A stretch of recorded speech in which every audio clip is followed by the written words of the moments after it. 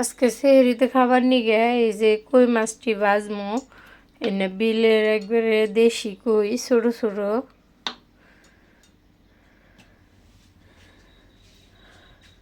এর মধ্যে তেল গরম হয়ে গেছে, এখন মাছটি দিয়ে দিম।